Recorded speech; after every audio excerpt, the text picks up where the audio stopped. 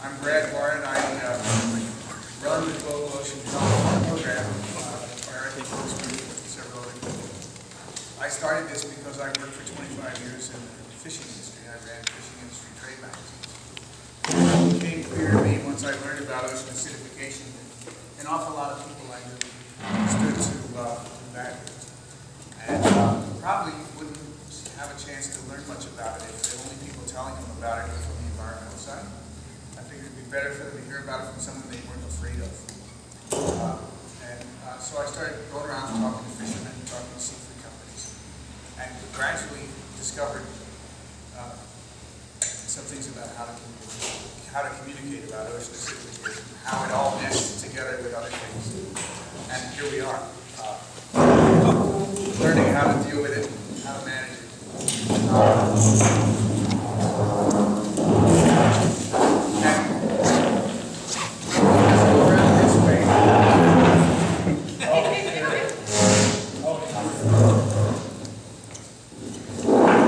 Once we get a pause in the scraping. I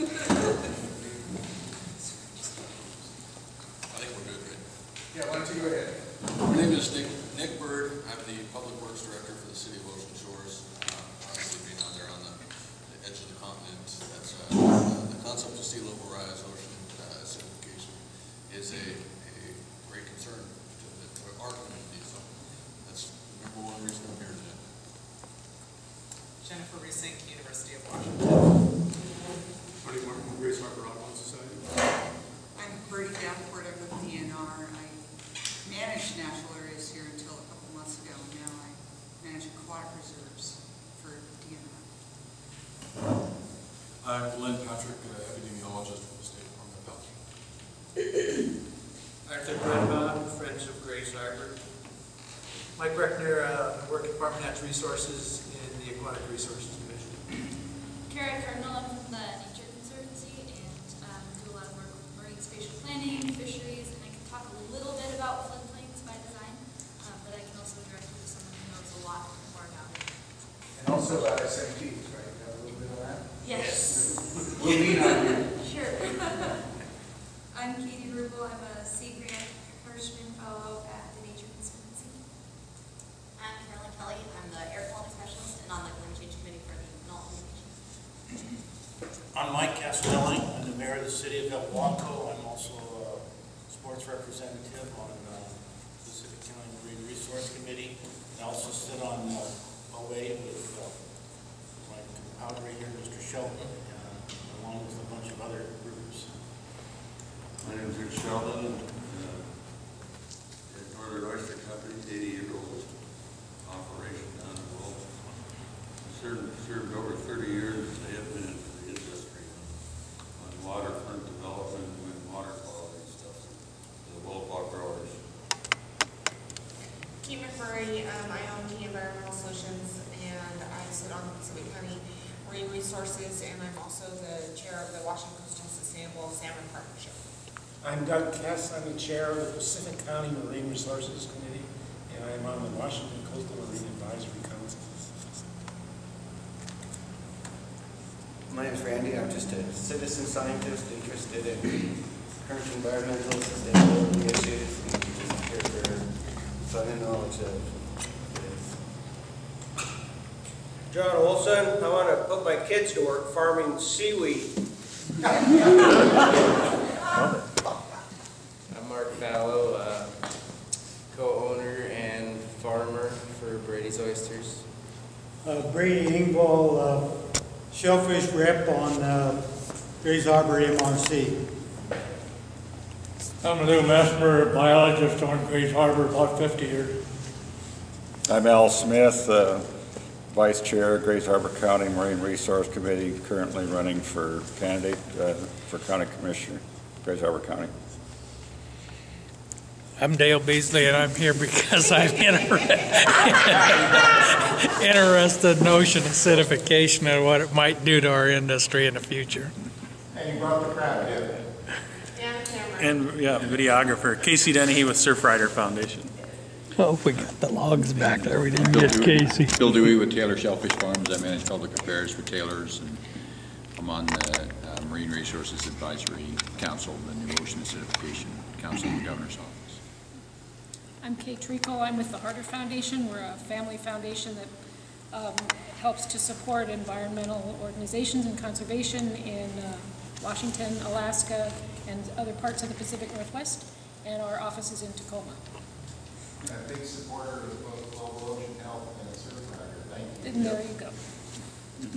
I'm Bruce Haft. I live in Tacoma, and I tell bad jokes. Zine.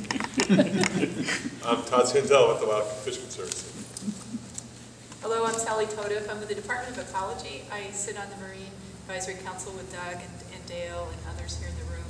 And at the Department of Ecology, we have a whole lot of interest in preparing for climate change, ocean acidification, reduced snowpacks, the changes in wildfire season, what's happening along our shorelines, how to help communities prepare for sea level rise or their shoreline master program, update planning, and just a whole bunch of ways. And it's just really a pleasure and a privilege to be here today. Thank you for the organizers for what you've provided to create some energy right here today in this community with these people. I'm Stephanie Smith. I'm with Oregon State University. I'm Dixie Belcher. I live in Alaska. I am with an organization in Seattle called Ring of Fire, and we're putting together a big ocean, a concert in the middle of the ocean on the Pacific Garbage Patch in 2016 to raise awareness about what's going on with the ocean. I'm Bruce Amundsen. I'm president of Washington Physicians for Social Responsibility, an organization of physicians and health professionals concerned about global warming and the impact on human health. I'm Brianna Frederick. I'm a reporter with the Daily World, the local paper here. All right. Well, thank you all for being here. Can we go back to the concert for a second? Really? Yeah. Okay. Just wanted to make sure it wasn't a Tacoma bad joke. Not a joke yet. Yeah. And you have all of our emails. I know. So Yeah. you can let us know. Sure. I'll share it with you. Yeah. She envisions a dance on top of the Pacific Garbage Patch. A dance? Is that no, we're going to be on ships. We're not going to be treading water. All right. Well, one of the things that you mentioned, and I think maybe, Bill, you've got some things to say about this too. You're kind of skeptical about the idea that there's an upside of any kind in sea level rise, if I heard you right. And I wondered if the two of you can talk about how you see it affecting shellfish culture here in Grays Harbor and Boca Bay. How it might conceivably interplay with ocean acidification. If we get that increase in kind of green growing stuff in the water that it could make room for. Would there be any compensating benefit? Well, in Willowa, we've had a political situation over there for a long time that we tried to convince the powers to look towards not only the climate change, that's fairly recent, but the change in population. And what, unfortunately, we haven't been discovered by the Seattleites so much. And with that advantage, we set out quite a long time to protect the shoreline as much as possible, using the experience of other oysters across the nation, clear over to New England. And what they've had to deal with population explosions and whatnot. Fortunately, we're at the end of the line, and we haven't had that yet. So we've been really active on these shoreline issues for an awful long time. Certain developments that came in, they tried to use up some of the shorelines, built dikes, and this is just prior to shoreline master program that we did in 75. Caused an awful lot of trouble for the future. Some of the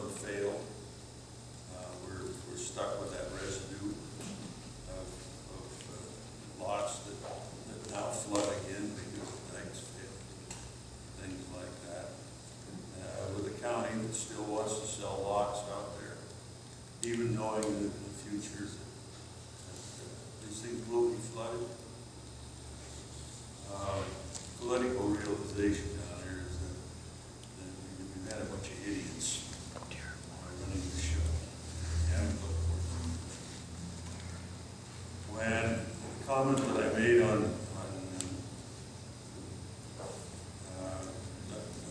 seeing where the expansion into other shorelines is going to make much difference, knowing the topography and whatnot around the Boulevard. And there is a gradual slope that comes up. It's lumpy, comes in the shoreline, jumps up a couple of feet, and then it jumps another 4 or 5 feet, and then it goes into the salt marsh areas, which flood on extreme high tides. There's just a whole number of things that I feel that we've kind of got the protection of the lands. And I don't see how that with this uneven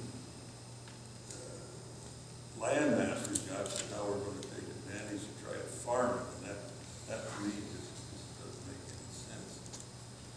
We're very protective of what we've got left. We've tried to work into our shoreline master program and the zoning ordinances, things that will protect the dike land, so they can't be changed into development properties. They can't be changed into industrial lands like they have up in the Snows and some of these other places. If they're farmed, they're dike, that's what they're doing. And that happened back in 92. We've done a lot of stuff on protection. In the end, it started bread and butter. The shellfish industry lives on clean water. And when you're talking politics, and we haven't had all that much help actually on state agencies either. Simply because the attitude of Pacific County, the DOE and some of the rest of them away from us for a long time. That's the only thing we can fall back on. So we're pretty used to taking care of our own problems down there right now. The one thing we can't do, of course, is rising sea levels. We live on a peninsula over there that we know in the past that just 6 inches of water, seawater, rise on our coastal side a few years ago. It starts to erode. There's just a massive erosion, chunks of our barrier, sand dunes and whatnot. And this was about 14 feet high. And that doesn't leave you a lot of leeway. There's development of the shoreline instead of the ocean. Same thing, love the bay to death. We're looking towards the shoreline master program right now. Make some changes. We intend to make those changes. Not going to be very popular, but that's what we're sitting here right now. We don't build some guts up and take this thing on. Try and be playing nice in England. For the most part, agree with what Dick has said, but I do think that Old Bay could still benefit by removing some dikes. If they are not going to be farmed, we could definitely benefit from removing dikes. And at one point, Old Bay was 67% of it was diked. And so 68. Okay, 68% was diked, but so I do think that would help a little bit with sea level rise as far as allowing more area for water to come into.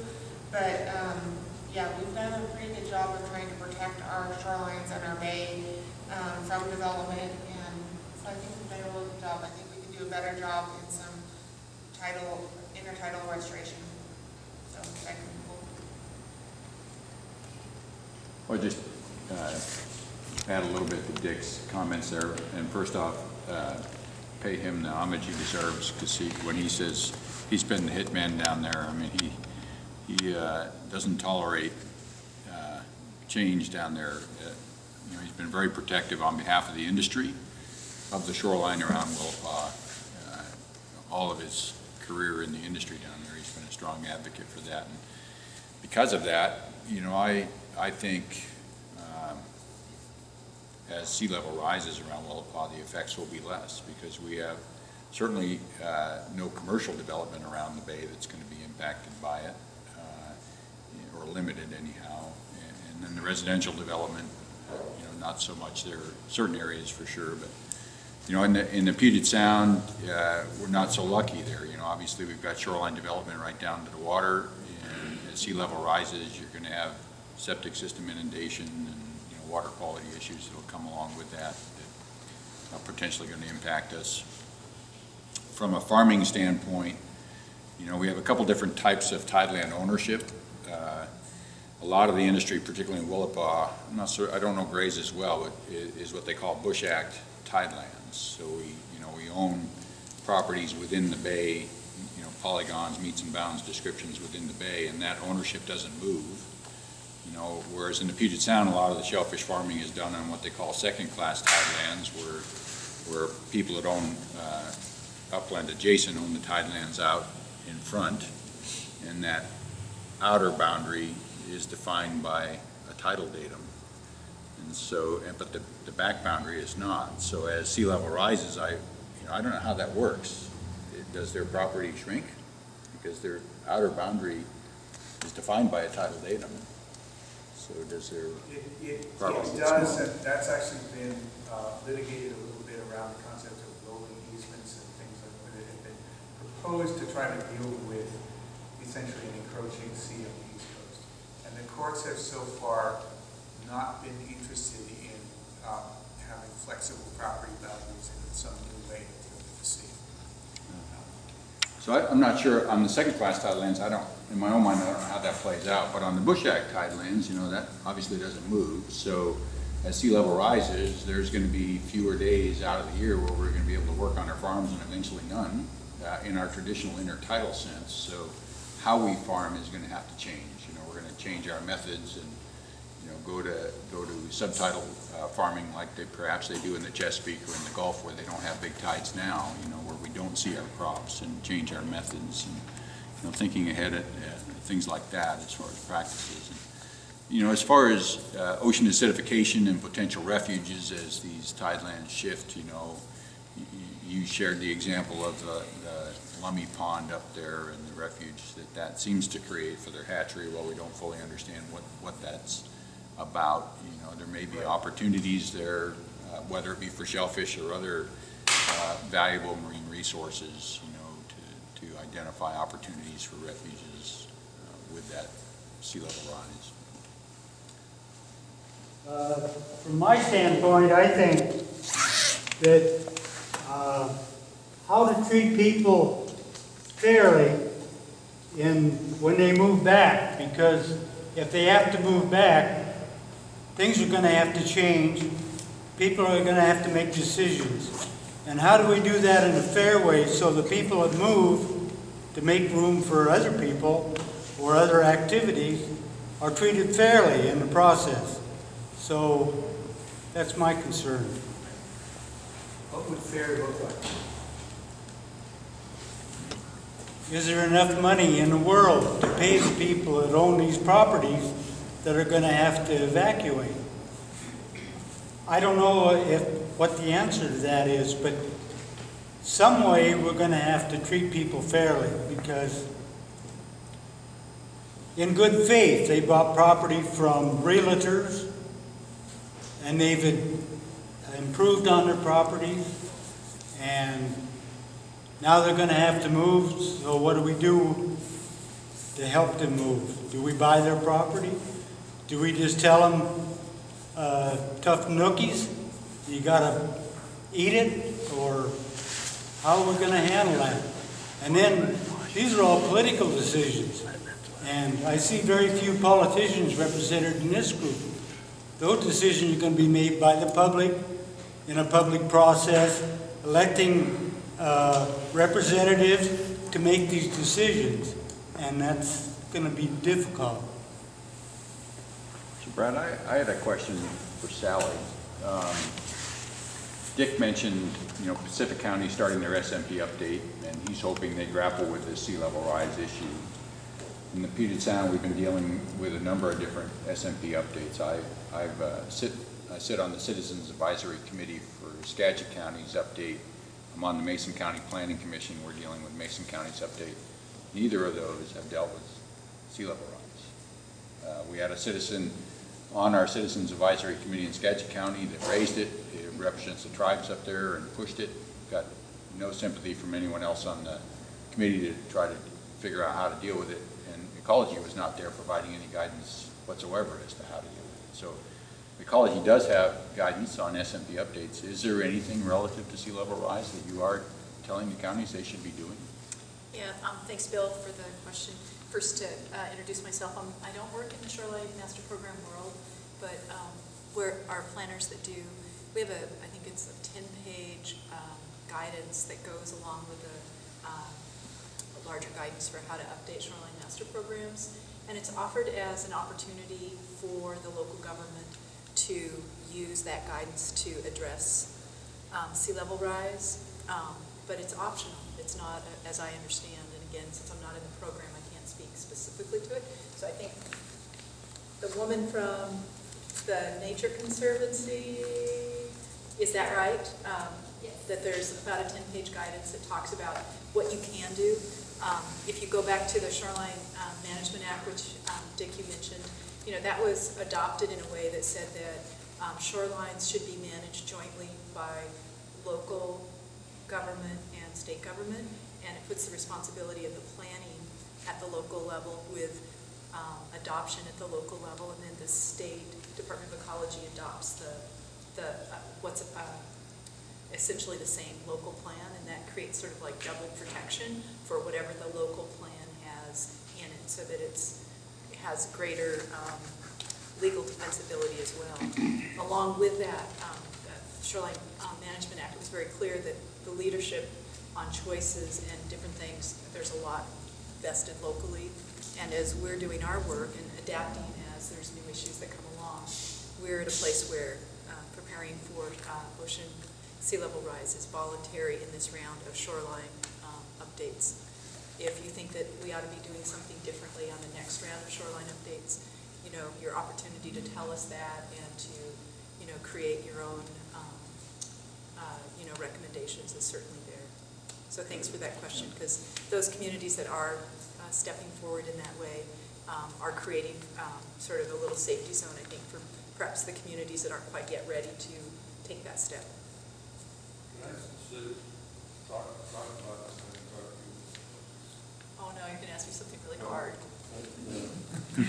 Hate to jump in and monopolize this thing, but it's a concept that I'm going to come pushing this way. And that is that the way the Department of Ecology in the past is defined ordinary high water means it controls the world. And it's not very accurate. It depends on who's making the delineations in any given place where the ordinary high water will be found on the range line, because it's based on the types of plants that are found, salt tolerant, and so on and so on. And particularly around our shoreline down there in North Peninsula, that doesn't work because there's so much rainfall that it basically flushes the salt out inside the soil, and it's very inaccurate. So what Pacific County did a long time ago, there's 4 oysters that sat on that committee, along with a man who had a lot of respect for his Arnold Shaw, the doctor. With good credentials that sat on the planning department itself. And what they came up with, instead of using ordinary high water, they used the concept of a low tide to start at an elevation. It was a tidal elevation that from 0 tide came up in different levels all the way around the bay. And it was a surveyed elevation. We've checked this out, and it works extreme high tide. And so when you're dealing with rising sea levels, you're going to have to deal with extreme high tides. You can't keep with ordinary high water. And by using a tidal elevation, this thing is updated automatically ever so often by, what is it, NOAA or, is that it? Yeah. And so this thing will, if you use like in Dakota, the tidal elevation is 8.38. Okay, well now if that changes, that zero tide level that this thing is based on will be rising all the time with the sea levels, and it automatically just takes it in. So you cover there on the flooding, and we're going to push for that in Pacific County. What happens as a result of the use of ordinary high water as a standard? How does it affect people on the shore? Well, it depends on whoever makes the delineation that and it's imprecise. It really is. Your setbacks for building are based back from ordinary high water. So that's defined, and then your sea level rises up. All of a sudden, your setbacks are getting smaller, and you're not providing that buffer that you need to. There's a lot of subjectivity in making those ordinary high water mark calls. There's some subjectivity, but with the Diggs method, it's a little bit more consistent and that takes out that subjectivity. So it also makes it easy. All you have to do if you want to define your goal where you can start your building or your setback on extreme high, then you just got a surveyor. It's there. Any surveyor. Is this an idea that ecology has absorbed? Has this been proposed to them to be included in guidance for the making of shoreline master program? We brought this up in 1992. I just checked the files this week. And ecology wasn't in favor because they preferred that one size fits all. Their ordinary high water is what they wanted to use.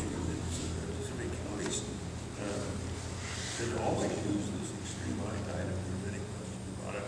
And it's also been run through the Shorelines Hearing Board and proved out that they agreed with the way Pacific County was handling. So it'll work. It really did. And it's a little more extreme than what developers would like. But we're talking about rising sea levels, and we're talking about protection. Yeah. And there's another one thing with Brady that he mentioned on land value that people. The situation right now is that society says that these shorelines are some of the most important in the world. And so there's a social value to it. But politically, everybody's still having to pay taxes on this stuff, even though they can't build it on it. And what Brady's talking about is that, well, maybe there has to be some sort of a conversation. At the very least, where we can start this thing would be you can't build on it, you're protecting it for society, and it doesn't really add any value to you. Why not take the taxes and the fees and stuff off?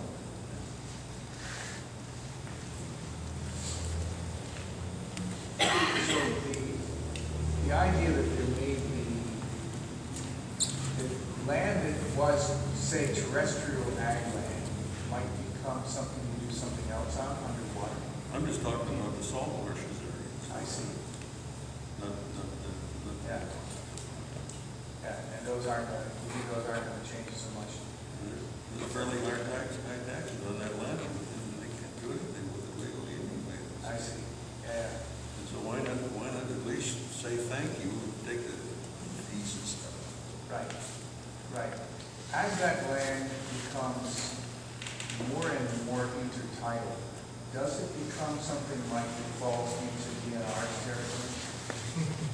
Well, that gets back to what Bill was saying about what happens on those tidelands when the tidal data does move.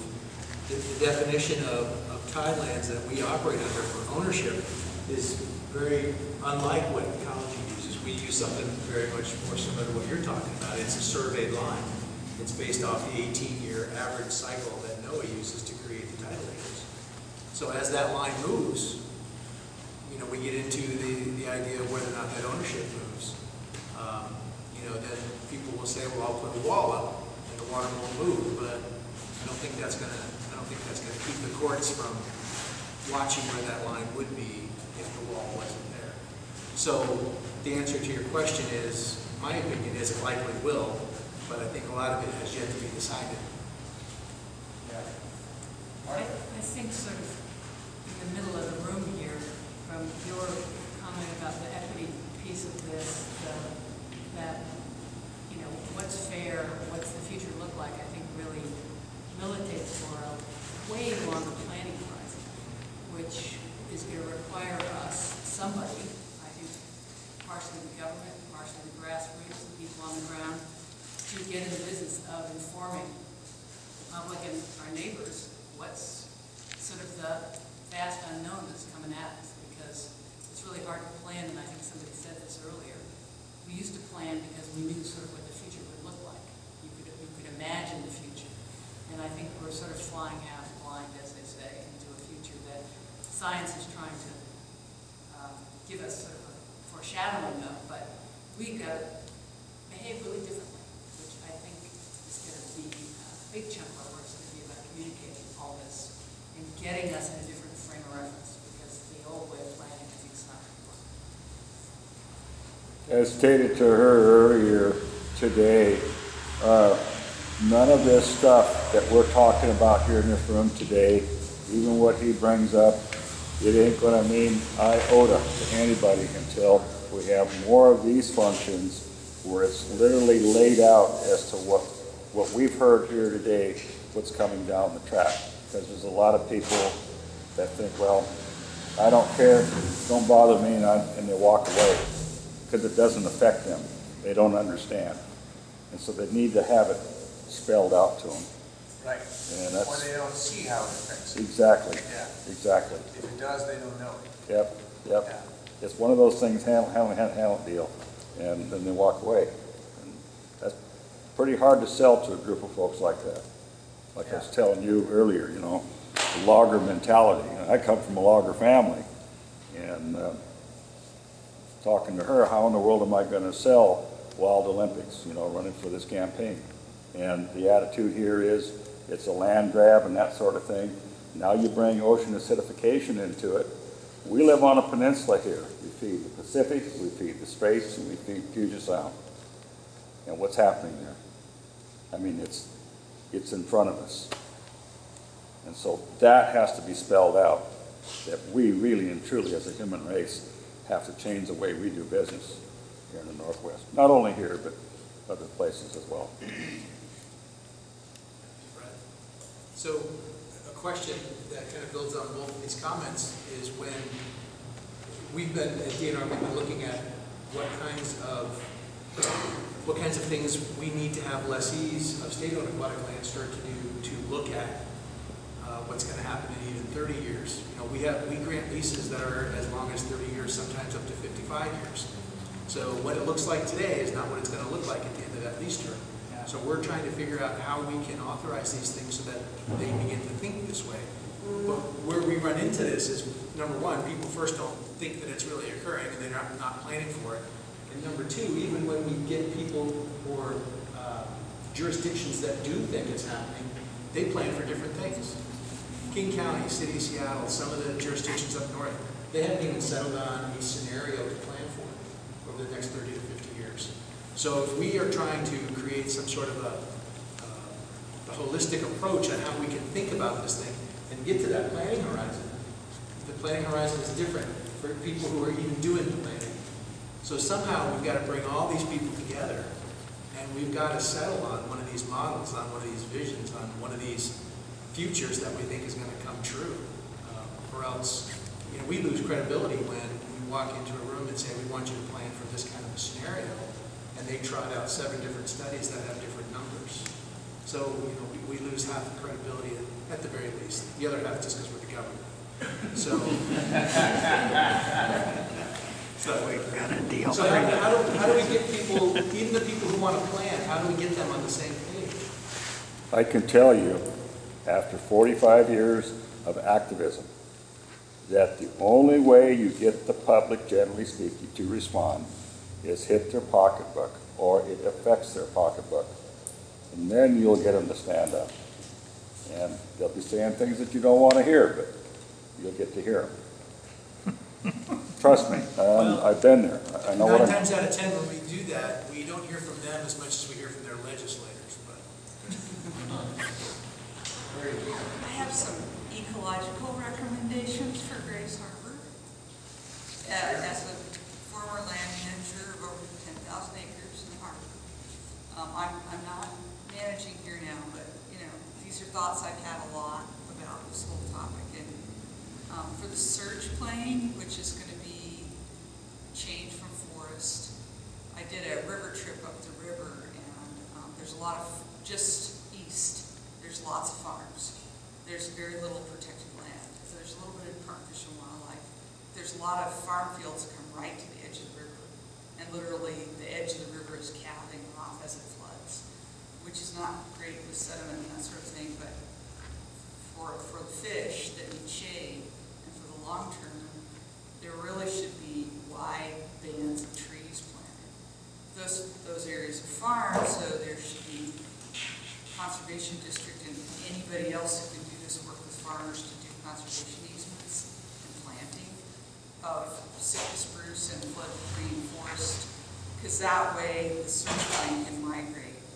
And I mean, it already is in a way because there's so much erosion happening on those banks. There's also a ton of invasive species. And the biggest dominant one is knotweed, which is not going to be good for the future of that. Do you have a list of these? Oh, yeah. I wonder if we can go through them one at a time and then kind of knock through them.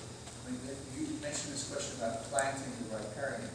Yeah. And I'm thinking, for those of you who have a better understanding of the SFP planning process than I do, Tara, for example, is it reasonable to think that we could use an SMP process to get that kind of plan going, to start thinking about restructuring use? A restoration plan is not hard, but it's implemented, but there are plans and restoration efforts through this process. So it could be identified with respect to sea level rise and its effects. You could see that.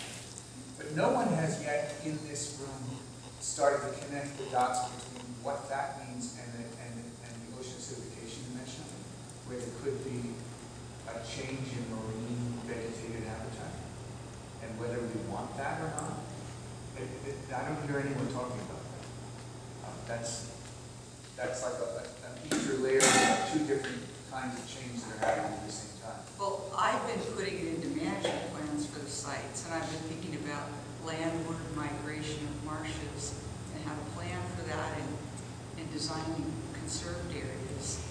And, I've had public meetings out here and,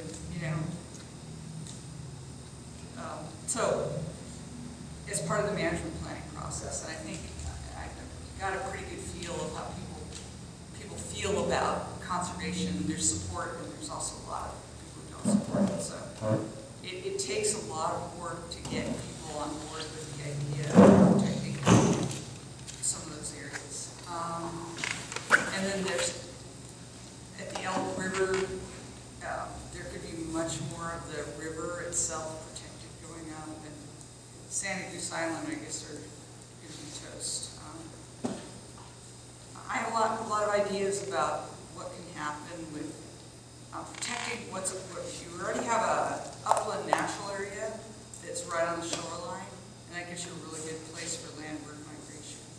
So the surge plane, they need to look to the east of that, and the river riparian areas east of the surge plane for protection. So those are just my thoughts there. Especially for salmon. What? I was going to say the islands could be built up. I'm not proponent or otherwise, but I'm just saying because of the birds that live there, if that's a priority, they could be built up. I mean, Put some dredge spoils out there like I would recommend dredge spoils, but, you know, I'm just saying there are options, but you have to identify what your priorities are. They won't stay. No, not, it wouldn't be Everything's easy. migrating. Wouldn't be easy, no. Not sure that's the best use of money. I've been putting out this hypothesis that if we can narrow the band of uncertainty, get a little better precision in our understanding of how change will play across the shoreline, that our ability to plan improves. Because we go from not being able to understand what we have at risk, to not being able to see how it's the land we bought on the beach is in play. We don't know how to evaluate the risk, and we don't know how to evaluate the opportunity either, as long as the resolution of our data is so poor. I mean, what we had from Todd, as incredibly useful as it is to be able to visualize these things, we have to understand this as sort of a rough visualization. It's a 1 to 3 meter error on that data vertically, which translates into what? Dozens of feet horizontally, right? Oh, yeah. Dozens of meters, perhaps. Yeah.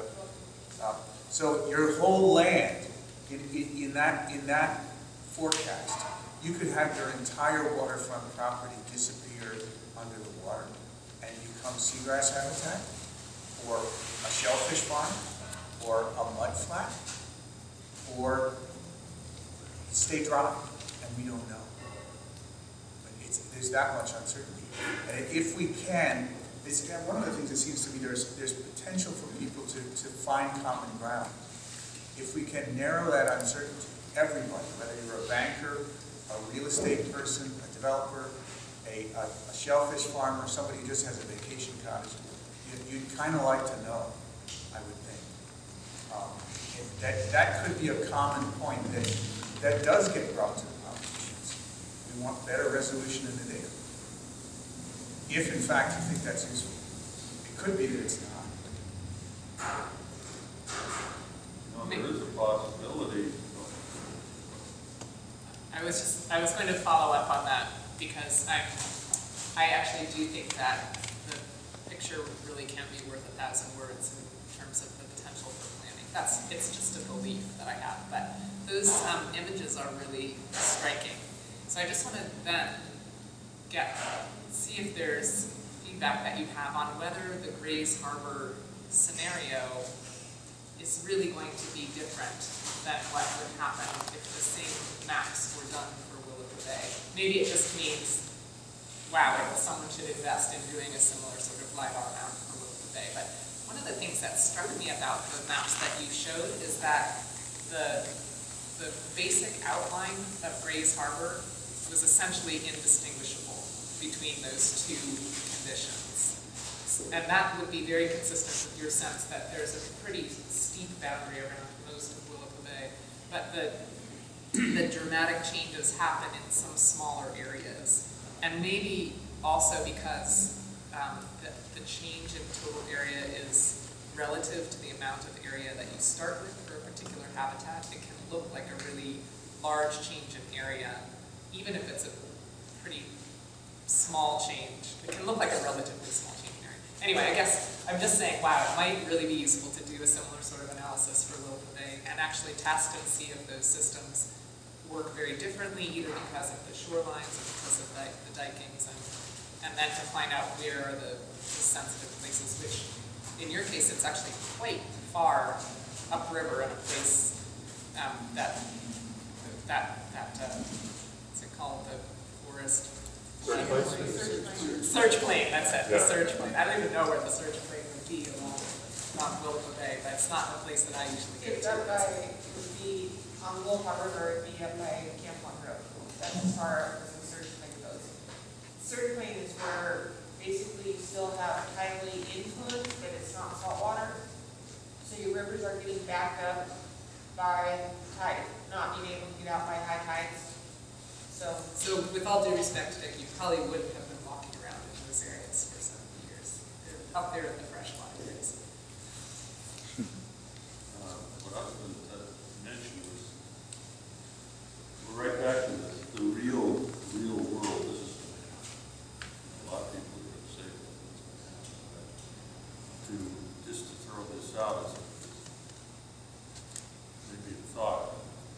what you're talking about is the shoreline properties and whatnot. And how do you compensate for a rising sea level? You buy the property, or you take another approach to it. And what I was just having to think is that since this is going to be a long-term process, and tomorrow happens over 30 years, whatever it happens. Take that as a realistic event, and then start taxing the shoreline properties accordingly.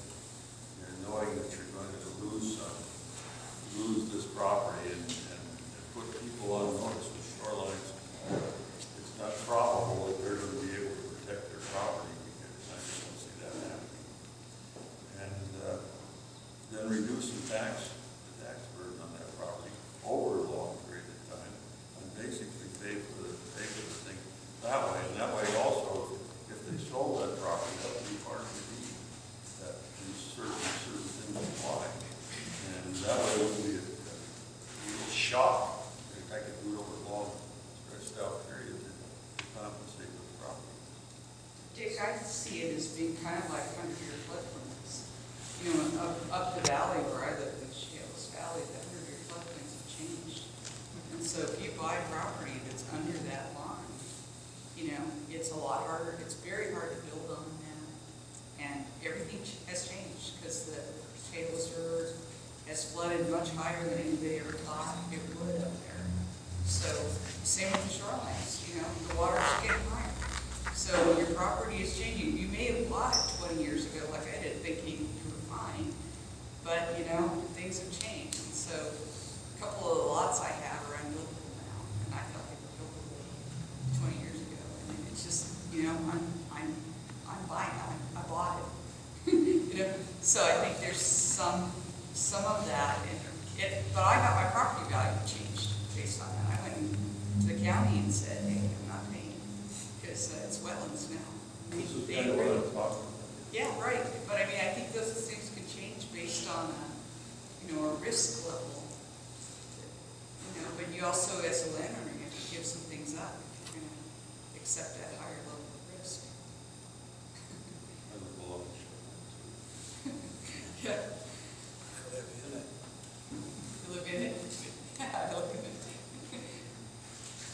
Seems like a good intermediate step would be, maybe this is the low-hanging fruit, if you have your shoreline master plan, we know there's this 1 to 3 meters of uncertainty in the model.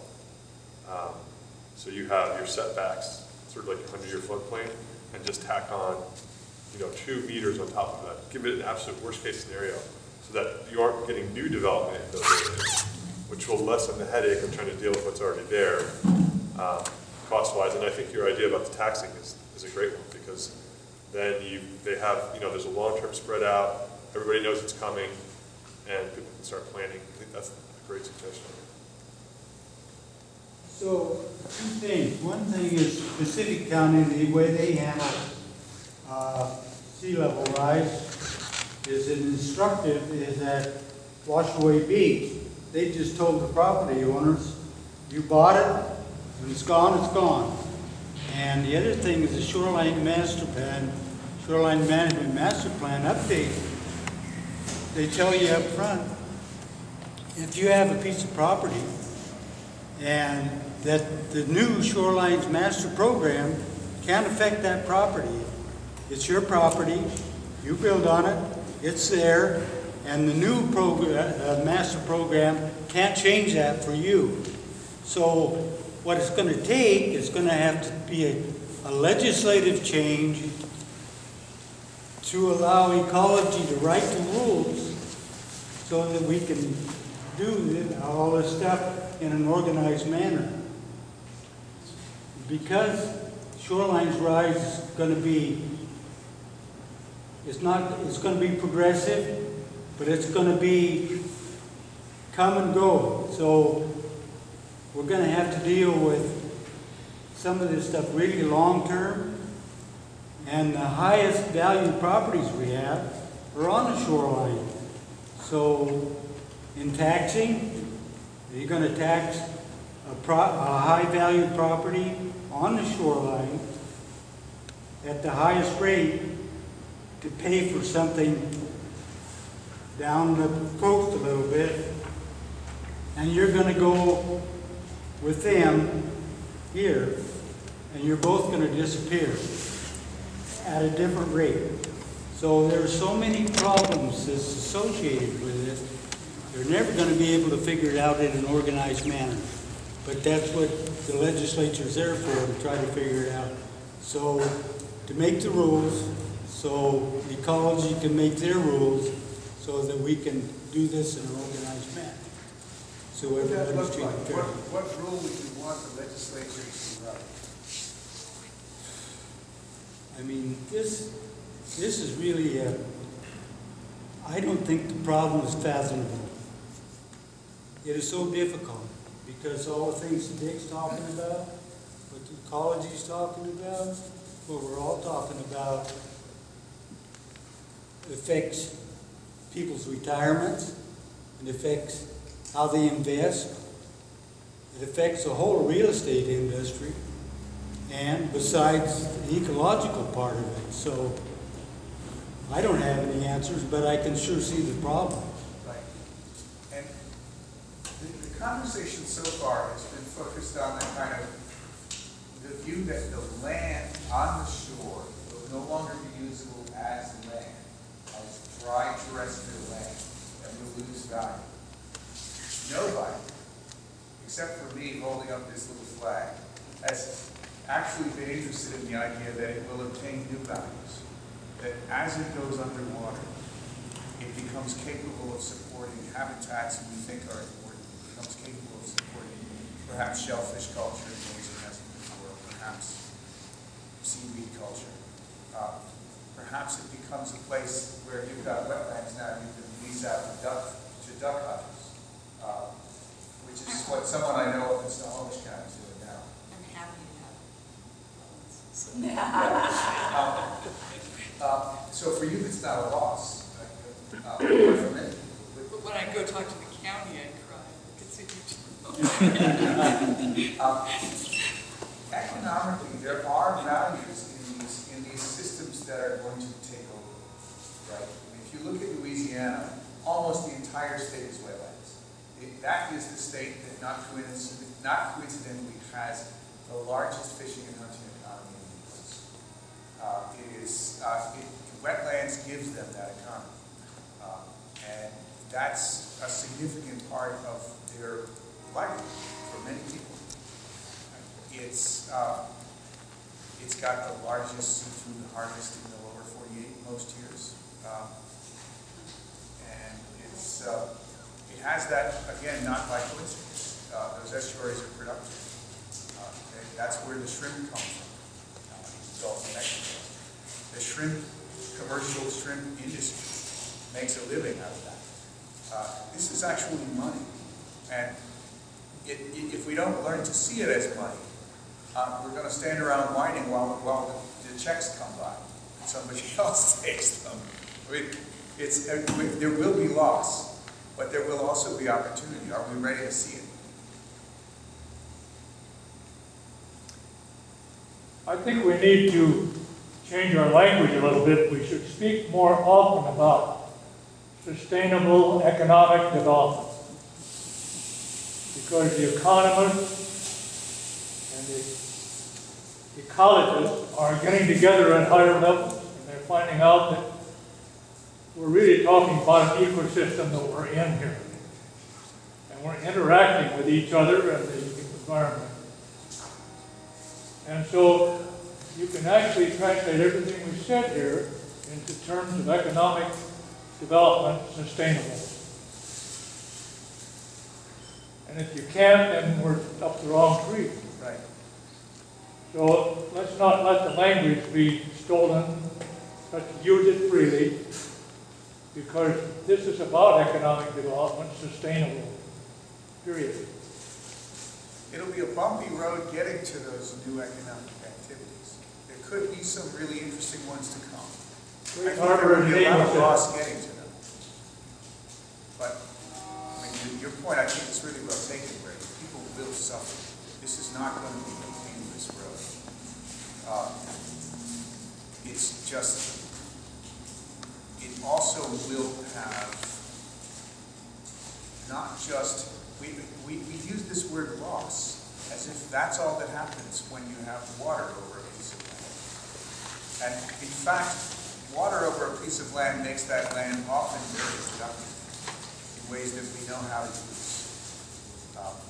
And it may take a while, but it's worth looking ahead to that and trying to sort out how do we use that value?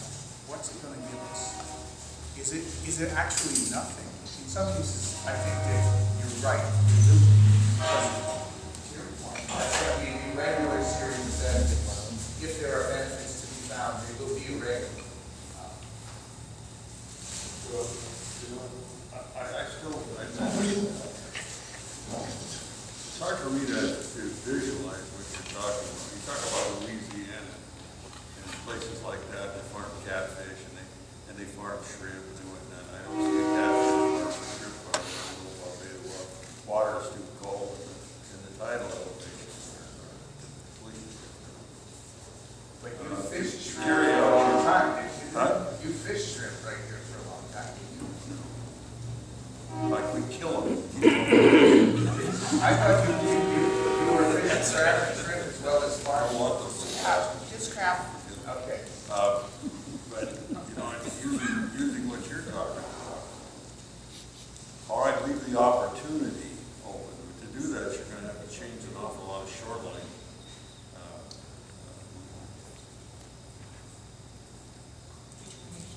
You know, anyway, laws or whatever. You have to change some things in there, but if somebody can come up with a way to do that, well, that's fine, and that's a commercial endeavor, and that's just what he's talking about. But if you don't, most people won't. You can't just think of this is more valuable. It's valuable to society.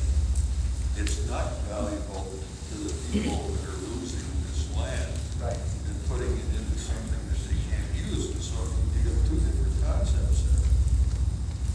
Now, in the last few years, I noticed something. Maybe you can tell us this. I don't know. Some of the tribes have been buying up the coastal land on reservations that previously got passed out into non-tribal land, and controlling it with leases if they allow it to be occupied.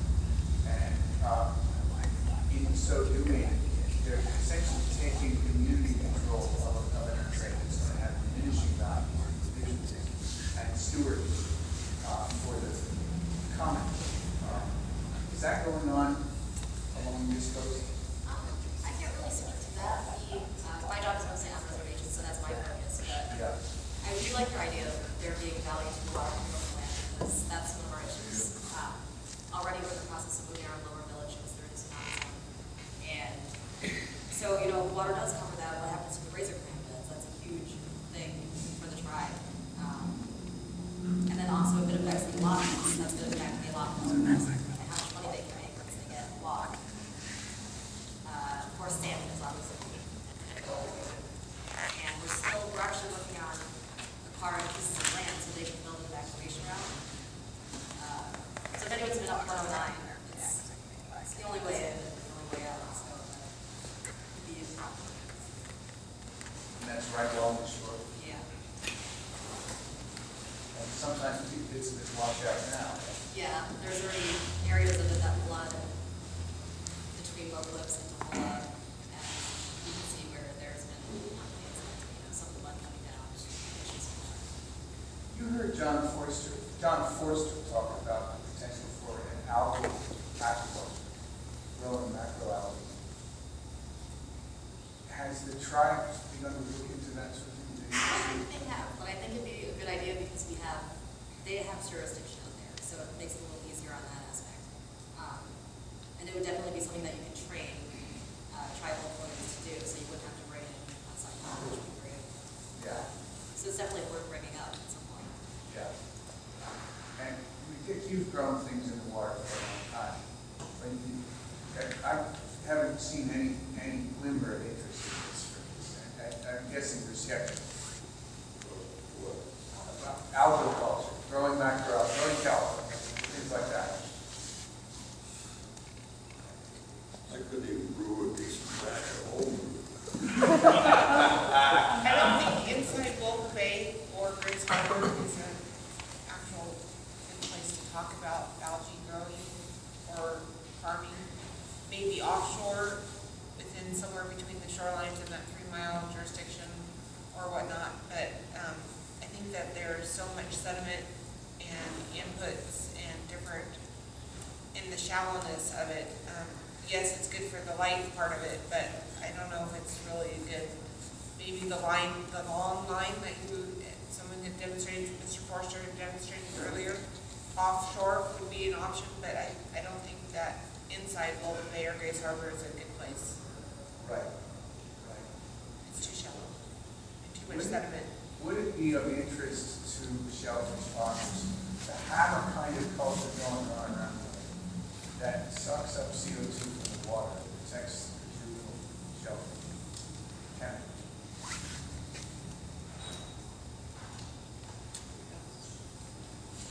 I don't know. Bill, he's more. He's cooking. He's cooking. Yeah, he's busy. He's getting ready to make us all happy. No, I'm familiar with what we do down there. I'm not familiar with what we don't. And that's not good, that's for sure. That would be a new thing. The reason it comes up, and on the Blue Ribbon panel on ocean acidification, we spent months grappling to figure out what can we do to expand the zone of protection from corrosive water beyond just a hatchery tank. That's all we have right now. We have a hatchery tank. I want to hear these. And what we got was not an answer, but a set of hypotheses. Let's explore these options. Jennifer's one of the people doing that exploration with her research, looking at, and so are you. Stephanie's looking at this. What can you do by growing photosynthesizing things or placing shellfish culture where they could benefit from that photosynthetic activity in the water? And if we know that reducing the CO2 concentration and increasing the carbon ion concentration in a hatchery tank does give you some ways to protect the larvae in the first days of life when they die so much. And then in the next phase, we suspect that we're going to have to extend that protection into the places that they're outplanted, where juveniles are nursed. Well, I think it's what you're talking about here is something we've already gone through. We just got through about 15 years of killing smart time. Yeah. And if you want a plant that was dominant and made a difference in what we're trying to do, cut down the acidic factor, I think the thousands of acres of the smart time problem. When we started out, we didn't have any background. I talked to people and some other growers. And we knew that if anybody was going to take a hit on there, it was going to be you oyster growers. This part-time thing failed. We knew that there was going to be nutrients trapped below the ground and all of these dead part-time places. And so even though we're going to use a chemical to do it, everybody thought we were terrible. We figured that we've got to take this chance. And so everybody understands something. Because if you didn't get them young, get them before they thick mat, it would form a deep decaying layer that would go We in. got that all day, right? When you go out there in those Spartina patches, and we're there, you can still see the mist. And you walk out there and you sink, and you go all the way down to the lower sand level off oyster. That's about that far. And that's all material that's built up since the Spartina came in. Thousands of acres been affected. Okay, that stuff is still down there. And it's decaying. And it just turned into a slime. When you walk through it, you just drop it. The only thing is getting covered with pickle plastic. So that's helpful. But what did we do when we did this? Go back, and like I say, it's been around for a long time. When we started this, when we first began to understand that smart planning was a problem. And it wasn't a problem for the oyster growers. It would have been a problem for clam growers, but it was in a different elevation than our primary oyster beds. It wasn't. So to make it simple, oyster growers knew they put something back in the bay, and this was basically the stock to preserve the Wilbaugh estuary for waterfowl, for part of the flight. That was the real thing we accomplished. We didn't save it for the oyster. And doing that, we knew there might be an impact on it. It could have been, because we first started to kill the Spartina back and actually do it. We had 15 out of 16 years with natural oyster sets, strong sets, anywhere from 3 or 4 oysters to a shell, 1,000 to a shell, natural sets and whatnot. And ever since we've succeeded with the Spartina, we haven't had a good set. We've had spotty sets around the bay, but we haven't had it. And that's, we don't know that this is totally acid connected. So if I hear you right, you're suggesting the decay of that Spartina sitting on the bottom is screwing up the chemistry and sets that fail maybe because of that. It could be partially. Could this be, would it be feasible to design a study to assess that? You've done some work on that. Yeah, yeah. I'm gonna take the opportunity to answer different questions, but I may come back to that one. It's just a good reminder that that salt marsh plants like Spartina are never going to be able to be the water sweetener locally, because they get their carbon dioxide from the atmosphere. They don't draw it down out of the water.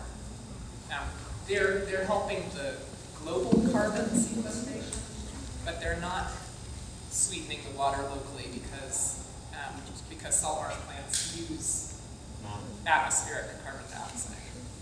So it's quite feasible that salt marsh plants might actually concentrate gases out of the atmosphere, and then as they decompose, release them into the water. That is a totally logical connection, I think. And that would suggest that there might be a water chemistry connection from decomposing Spartina to Willapa water.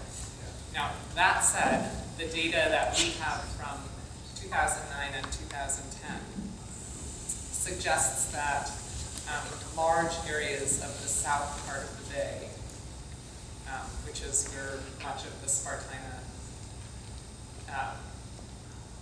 mats had built up, and also an area that's really important for natural oyster sets.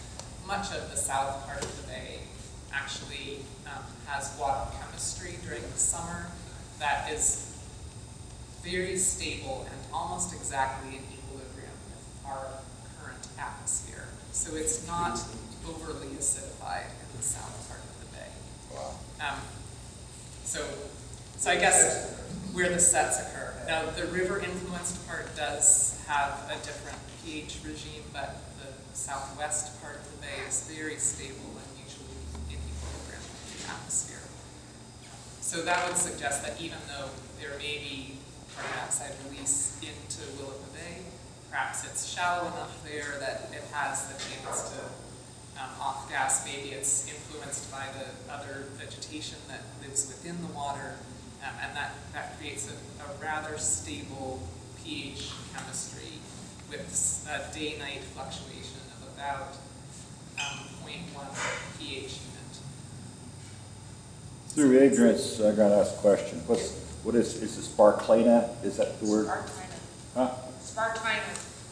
What is that? It is a cord grass. It's a seagrass. It's a salt marsh. Well, Yeah. Invasive species, yeah.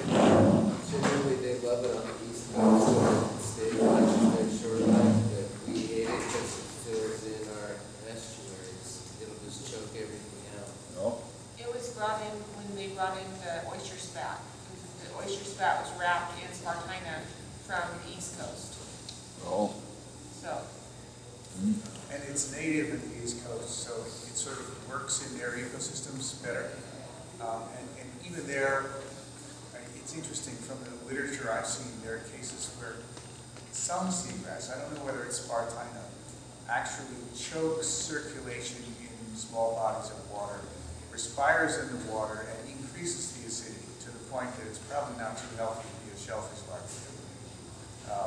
So it's, I don't think we want to go around selling the idea that filling the water with green growing things is the answer to all our problems. This is more complicated than that. But there is this kind of net pattern that if we learn how it works, we might be able to turn it into a tool to reduce some of the damage. I think we're at the early phases of learning that. We're going to want that tool on the shelf before too long. And I say I'm very happy to see Stephanie and Jennifer, and I know down in California there's other scientists looking at this. And we'll have some chance to compare from 3 different environments that have something to show each other. What's working, what are its limits, what's it good for? And, you know, if Steve Crooks gave us a proposition that said basically, if you get carbon sequestration going, you can get paid for it. And the folks involved in restoration are hoping that they can get paid enough to pay for restoring estuaries. I think that's optimistic. Carbon prices are low. In the world market now, a lot of it's going for about $3 or $4 a ton. And the highest price I've seen anywhere is about $30 a ton. You've got to move an awful lot of carbon into the muck to get paid enough to pay for restoration work for that. But if you have a way to integrate it in another economic activity, where it's part of an integrated multi-trophic agricultural approach, you're making a living off the shellfish is prospering because of this seagrass, the seagrass are prospering because of the shellfish, which does happen. There are some kind of mutual benefits. Maybe it starts to make sense. Who is the payer of those carbon credits? They go into markets to usually point source producers like big utilities or steel mills who are themselves, in some cases, there are 2 kinds of market. We can go into this in some detail if you want. I'll try to keep it simple. There's a voluntary and a compliance market. In a voluntary market, they're doing it usually because they figure somebody's going to regulate them eventually and they want to get out in front of it. They want to learn how to run it before it becomes a problem that eats them from the angles up. In a compliance market, they're required to either reduce their own emissions enough to meet some quota, or if they can't get there fast enough, they got to buy the extra. And what they pay for the extra is that price per ton. So it's a government subsidy in many different ways. Is that what you're saying? It's not a subsidy. It's actually, these things are our markets. There's no tax money involved. So which states are driving those? Because as you say, a compliance or a regulatory program can be the driver, not unlike here in our state, where if you're going to be developing and you can't avoid wetlands, you have to find a way to mitigate or do other actions, and there's mitigation banks, for example. Yeah. I think it's a similar situation where if you want to do something and you're going to have an impact you can't avoid, minimize that impact, there's a market mechanism that operates separate from government. It's a private sort of thing. So water banks in dry parts of our state where there's just not enough water for a developer to get a permit for a well, they can go to a water bank that offsets. So what states would you say have the California better? has a system now in place.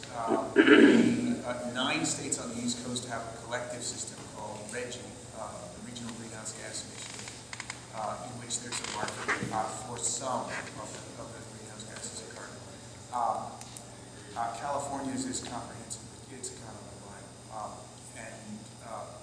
then there are international markets. And then the voluntary market is not driven by jurisdictions because it's not regulatory. And that's a fairly low value market because nobody's required to buy them. That's where the prices are running around $3. Basically, what we refer to as the cap and trade legislation. It is, that's right. And it was, actually, this has been discussed recently for Washington. We'll see whether it goes anywhere. The governor's climate legislative executive work group put a ton of work into this and tried to figure out how to meet the state's own statutory objectives for emissions reduction, which it's falling woefully short of meeting. And they looked at two approaches to doing that. One would be a carbon tax, and the other would be a market. And their scientific consultancy that evaluated the efficacy of those approaches concluded, based on experience elsewhere, that a carbon tax wouldn't give you enough leverage, and you wouldn't get anywhere near the target. And a carbon market could give you enough to get kind of close. There's a whole, we could have another conversation another day about how that stuff works, but in the ideal world, and it's the world that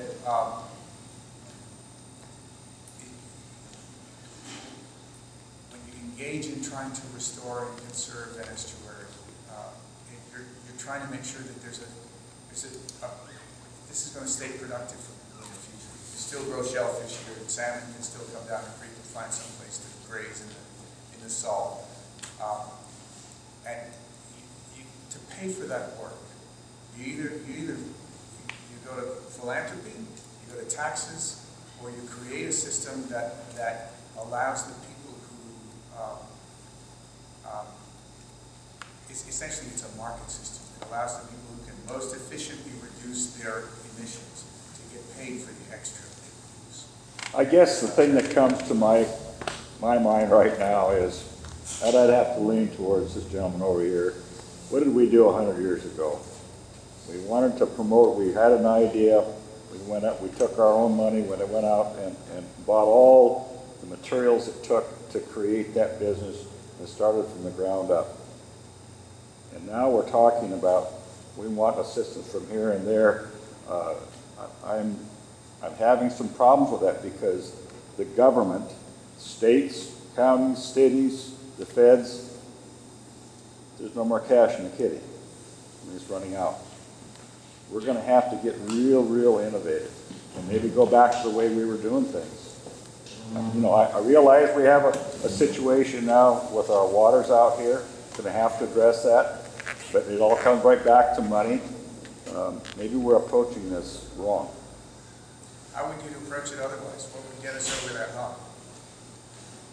I don't know the answer to that. I sense that we're leaning towards the government again. And I went to a council meeting last night, for heaven's sakes, and those people were arguing over $948 in painting the city hall. You know, I mean, you smile, but it's the austerity that just scares the hell out of you, you know. And it's not just in that town, it's all over the country. It is everywhere, you're right. And it's an interesting point. And it's one of the reasons why people have designed markets to try to address this. Because then it's not a tax market. It's not going to Uncle Sam and your neighbor, the taxpayer, and your own tax on your property or your job, your income. It's going to, it becomes people who benefit from it pay for it. That's the objective of that system. Whether it delivers it, whether it works as intended, is a long incentive. But that's what that's intended to do. To take it off the tax rolls and make it work as a market solution. And it's the approach that Congress made a run at in 2009, 2010. Did not pass. That Climate Legislative Executive Work Group here in Washington looked at, and you had a bipartisan split, or rather a partisan split. You had the Democrats on the committee saying we like this, you had the Republicans saying we don't like this, and a standoff. And so you have, a situation where at the moment we know we have a problem, but we don't like any of the solutions we've played with.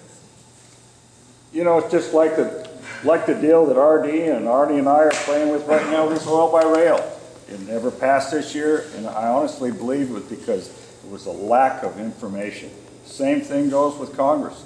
They don't have enough information. How can they justifiably force legislation on all of us they don't have enough data on?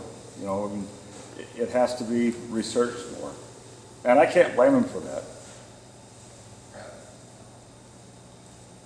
So, I just wanted a question to follow up, sort of to you.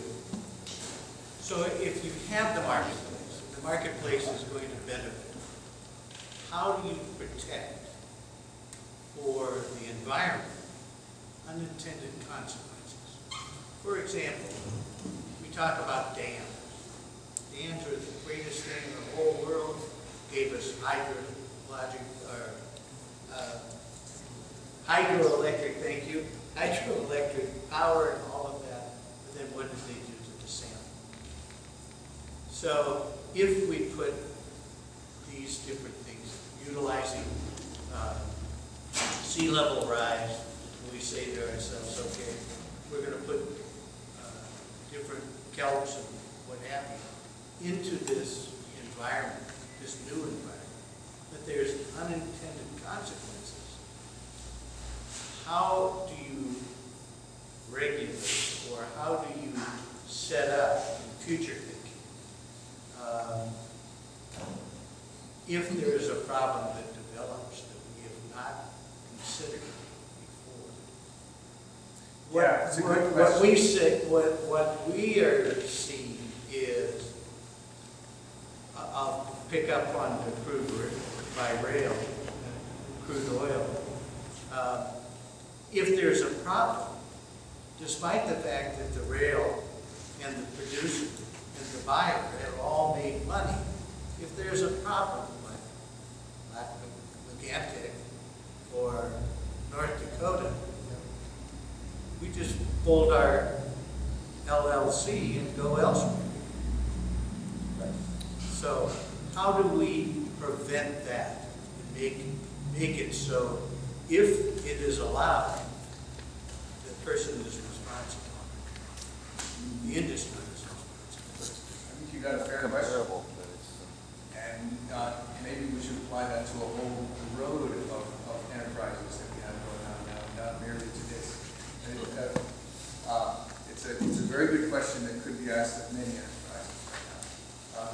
I make the money and you carry the risk. Thank you very much. Thank you very much. See you later. Yeah, I'll have the next train out of town with my tar and feathers. You know? It seems to me there's two answers to that question, and one of them you guys at TNC are sitting on, and others who are working on SMPs.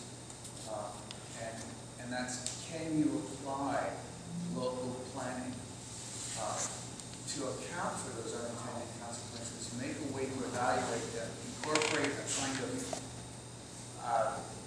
an adaptive management approach to the experimentation that's necessary to figure out what are the consequences. And then you have a period of work that goes on where if somebody's going to construct an enterprise here, they also have to do the work to figure out what are the consequences. And they've got to go talk to DNR and the Department of Ecology and make a deal for how to evaluate that and find a competent scientist, somebody like Stephanie or Jennifer, to do a serious investigation. But is that something you can build into an SMP? If only that's the way it works. Wouldn't it be nice? Wouldn't it? But that's not how it goes. Well, I want to temper this somewhat, but the truth is that that we fight on a daily basis. The DNR, as land managers, as the managers of the public's land, we fight every day to ward off that additional liability on in so many different ways. The problem is when it's in its entirety, when you're looking at it globally, everyone agrees, absolutely, the state shouldn't have that liability, but when it comes to that individual negotiation with a particular entity that wants to do activity X, it's not a negotiation where they sit down at the table and say, okay, how can we really do this so that the state and the public doesn't shoulder the burden? They go back and talk to the people who can make changes and who can apply pressure that get things done the way they want them to be done. their argument is, without us, the public wouldn't benefit from all of our services. I really apologize, I have to do this. Senator Riker. Hello, Kevin. I think where you're starting to go here, you're starting to confuse a couple of things. If you look at what your SMPs cover, you look at the shoreline, you're not getting very much. You're not, but from the water to how much land you're covering isn't very much in the SMPs. So if you're trying to protect things, like you're saying, it goes through zoning and other laws. Yet, when you set your zone laws and you set some of these other laws, like if you want to bring a train full of oil in, the states or the federal government says we're overruling it and that train's going through. So I mean, you've got to work the tiers if you're trying to protect everything. And you got to go back and lobby and make sure that you're protecting some of this, that you're violating the laws that the people of the area set up. I mean, if we set certain laws and certain requirements that they have to meet to bring these through our land, then it's just like, what was it about the coal trains coming down the gorge? I mean, the gorge is a protected area. Yet how are we going to stop those, coming down and that the ore dust and everything going out in one of the most scenic protected areas in the state? That takes some real lobbying, some real thought. But, right now we're looking at protecting the shorelines and all that. And you've got the same battles, I think, on those that you're going to have on all these other issues. It gets a little, what I would say, some of this you're getting into the shoreline zoning so much. I see the map of the city of Milwaukee, and we're only covering a little bit of all the shoreline master plan. And the county is going around all the Little Paw, down the peninsula, and so far you only go up. It has to be a stream or river of so much velocity before when it falls into the shoreline protection. Right. So many feet back and all that. So those plans are only covering so much. And only 3 miles out. Yeah. But one of the things that this state did do, I think the legislature did do, is on the MSP and the SMP, they said they had to be reviewed and renewed every 7 years in our state. So as we look at these and we make these decisions today, we're not, and how, I guess the big thing is we don't know how fast we're going to get this ocean rising. So maybe 7 years is going to be enough time to make some corrections. Maybe it's not. We're playing a lot of guessing games along this whole thing. But at least there's some steps in here that we can work with, right? Maybe Seattle made a big mistake when they didn't address some of this stuff. But in 7 years, they're going to have to address it again. And they're going to see, oh my God, these markers that we set for high tide, all of a sudden the tide is way above them. Something must have happened. And this is, you'll see this all around. But at least in that part, we've got a chance. Because I think what Pacific Counties, it was 1971 was the first time that there was an update in 90 something. And the last update was never accepted by the ecology, if I'm not mistaken. So Pacific County Shoreline Master Plan hasn't been updated in a long time. And the 3 cities that are in there, the 3 independent cities, Oahu, 4, I think, Oahu, Long Beach, South Bend, and Raymond, were all part of the county. Now they're all doing their own shoreline master plans. So you're going to see within the cities and within the counties, in Pacific County, there's going to be a big change. And as we're doing these shoreline master plans, one of the nice things about what's going on here is Grays Harbor County, Pacific County, El Waco, Raymond, and South Bend all hired the watershed group to work on their shoreline master plans for them.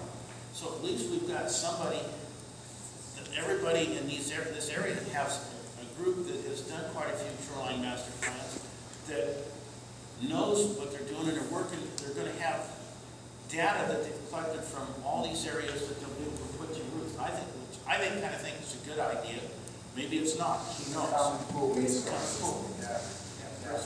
Doug? Yeah, I want to point out a couple of things. One thing about the shoreline master programs is that I think the Marine Resource Committees in particular have jumped on this stuff really early. And for the first time, we have the understanding that the Coastal Zone Management Act plays into this in a really profound way, that when they put things in federal waters, they have to be consistent with local regulations.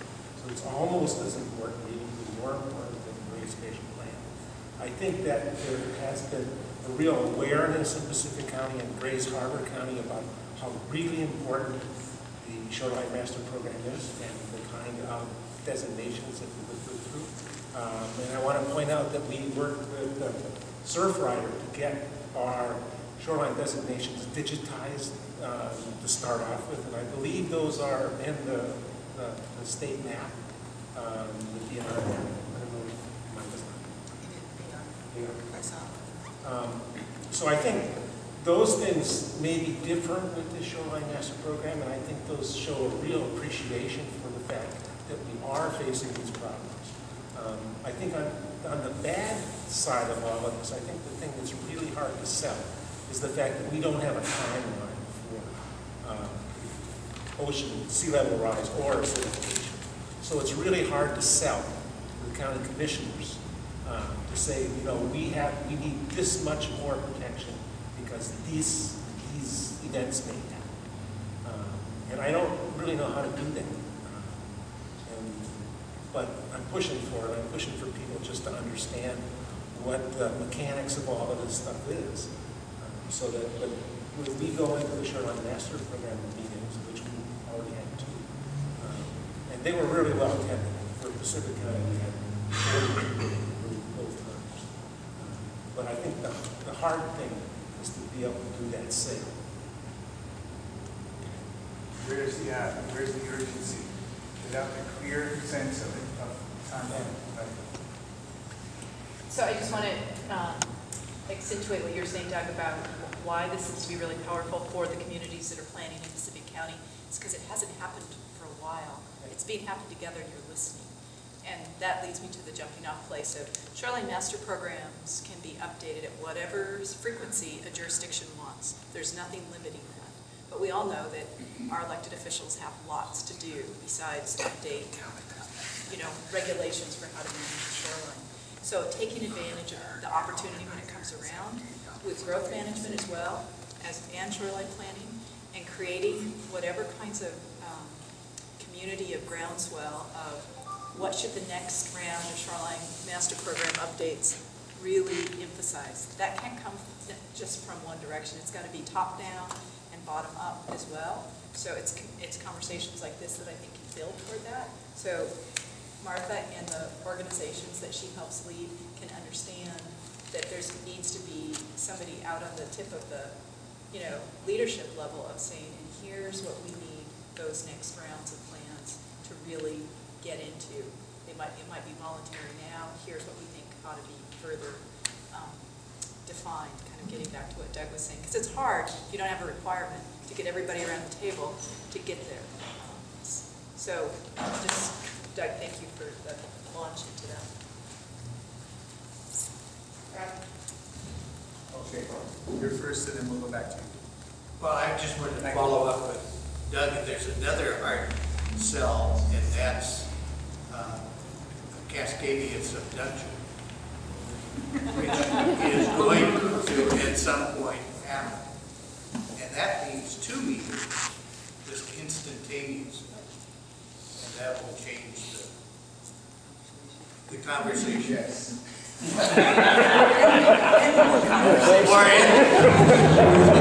Depending on where you have to stand. I hope I learned something from Amazing. I have something really cogent to say, but Artie just trumped it. If you're going to bring in geological processes, dang. No, my thought was this, Doug. I'm not a shell fisherman.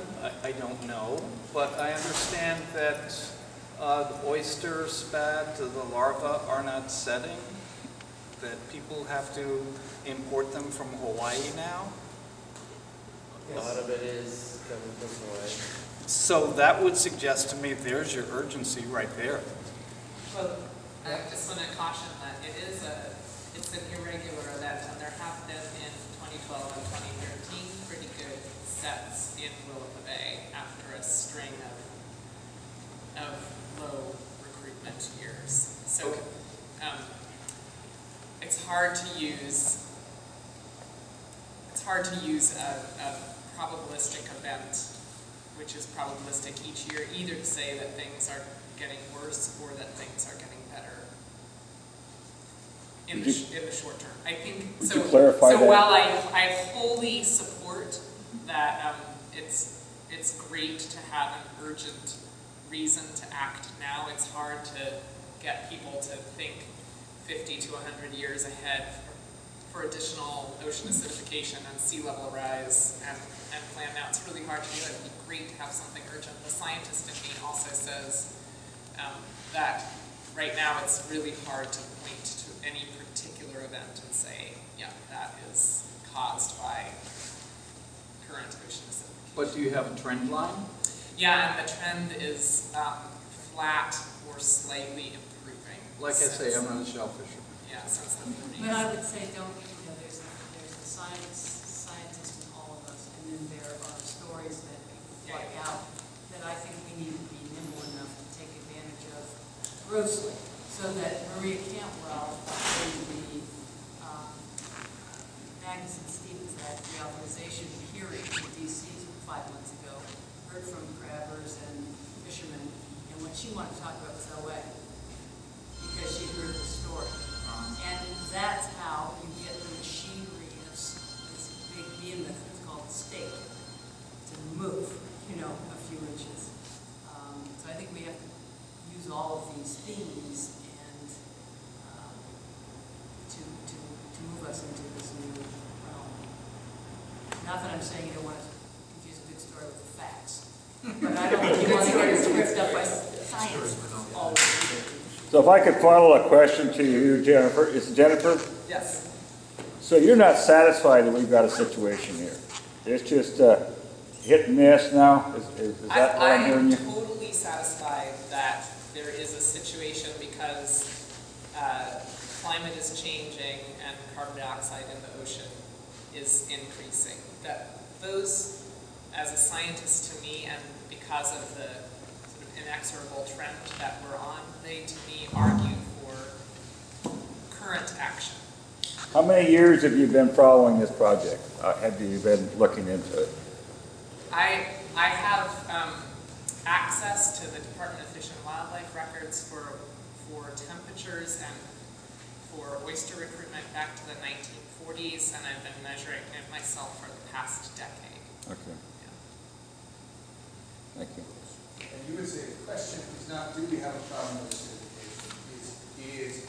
Is that problem causing poor recruitment in the world? Currently, right now, that's the, yeah, that's. And to that question, you're saying maybe not. Maybe not. What, now, you worked with OSU. OSU worked with Whiskey Creek. When they're going through all their problems with that, what was their solution? Because they're still in business. I mean, they're still Whiskey producing. Creek? Yeah. Yeah. What was it are they amending pH, or they just how are they dealing with that? I believe that many of the hatcheries that for sure have pH issues with intake water have figured out how to chemically amend the water by adding sodium carbonate. They said a timing issue too of when they're bringing in water into their filtration systems, and I think they also did that initially using the biological activity, so drawing in water at the end of the day when the pH was the highest. Yeah, but now I think the sodium carbonate water treatment is pretty standard at Whiskey Creek and also in Quilcene or Taylor. Am I right? Yes. But can't do that in the world at large. Right. No, I was just curious. And the story in Hawaii is not that the water in Hawaii is inherently better. It is that the hatchery there, if I understand right, is also controlling the water chemistry in one of two ways. One Well, is you said through no wouldn't drink want to move there. modification. Sorry? Why wouldn't you want to move there to grow us? Going